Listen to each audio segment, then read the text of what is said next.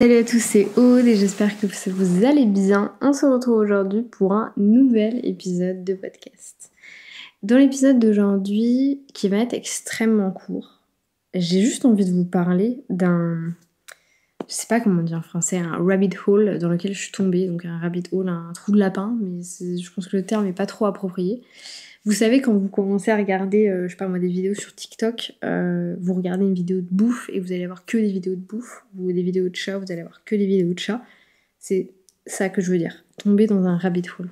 Et en ce moment, je suis dans un rabbit hole assez particulier, un rabbit hole dans lequel je n'ai jamais été, le rabbit hole de la philosophie. Je pense que vous avez peut-être pas tous votre bac, mais la plupart des gens qui vont me regarder savent sans doute ce que c'est que la philosophie. Et peut-être comme moi, vous n'aimez pas ça. Du moins, alors c'est pas que j'aime ça, hein, pas du tout, absolument pas, mais j'ai changé d'état d'esprit. Je m'explique. Donc moi, j'ai fait un bac STG, puisqu'il doit être STMG ou un truc comme ça maintenant, bref, on s'en fiche. Et du coup, en terminale, comme absolument tout le monde, j'ai fait de la philosophie. Alors, j'ai pas ma note sous le coude, mais je crois que j'ai eu 5 sur 20 ou quelque chose comme ça. Il faut savoir que, alors déjà, petit 1, moi, la terminale, ça a été... voilà, comment vous dire que j'ai eu 10,08 à mon bac. Je ne sais même pas comment j'ai eu mon bac, tellement j'ai rien foutu en terminale, et en particulier en philosophie. Parce que je pense vraiment que pour faire de la philosophie, il faut avoir une très grande ouverture d'esprit.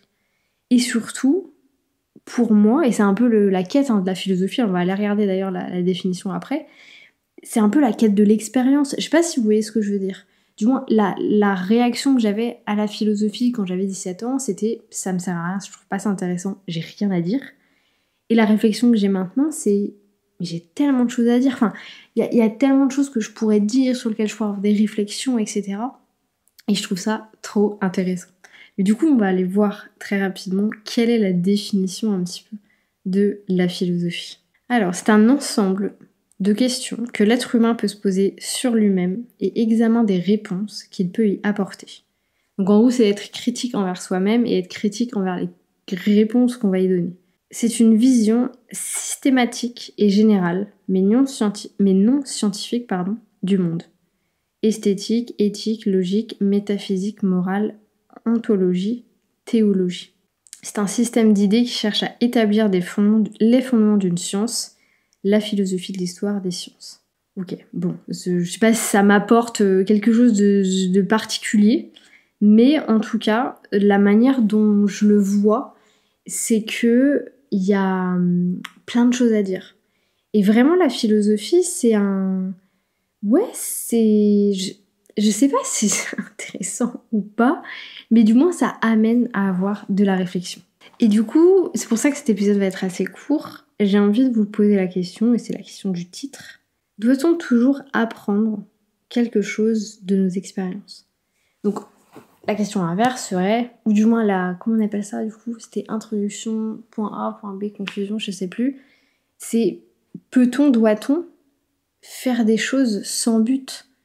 C'est-à-dire, peut-on faire des choses sans but, du coup, lucratif, sans s'intéresser à une conclusion, sans que ça nous apporte quelque chose, sans avoir de réflexion, sans que ça ait un impact sur nous, sur les autres, sur le regard des autres, sur l'impact qu'on a sur les autres. Enfin, c'est pour ça qu'il pourrait y avoir énormément de réflexion. Après, c'est pour ça que c'est cadré aussi à l'école, le fait qu'on ait des façons de le faire pour justement pas partir un petit peu n'importe où. Mais ouais, je vous pose la question. Doit-on toujours apprendre quelque chose de ce qu'on fait? Demain, vous allez faire un saut à l'élastique. Est-ce que vous devez en tirer une conclusion, une morale? Là, je filme un podcast. Est-ce que quelque chose doit en ressortir? Par exemple, du coup, on prend l'exemple, le podcast que je vous ai filmé juste avant, que vous avez écouté la semaine dernière, je vous parlais, je vous disais très franchement que j'ai des tocs. Et je vous expliquais d'où venaient mes tocs, etc. Faut savoir que c'est un épisode de podcast que j'ai beaucoup aimé tourner parce que déjà, c'est très honnête de ma part de dire ça sur Internet. Mais surtout que ça m'a fait réaliser des choses. En fait, dans l'épisode, je vous explique comment faire de la place à vos problèmes. Et je fais un peu l'exercice en même temps que vous. Et du coup, ça m'a permis de faire de la place à mes problèmes. Jusqu'à quand, je ne sais pas. Mais en tout cas, c'était un exercice intéressant.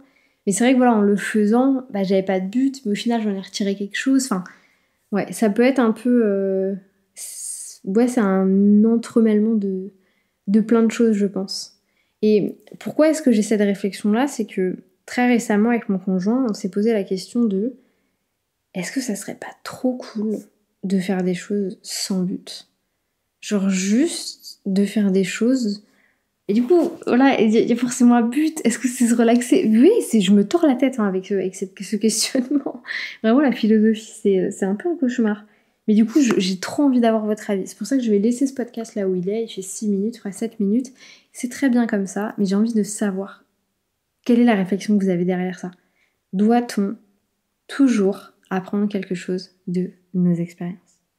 J'espère que cet épisode hyper chelou vous aura plu. Moi, je vous laisse là-dessus. Je vous souhaite une bonne journée, une bonne matinée, une bonne soirée.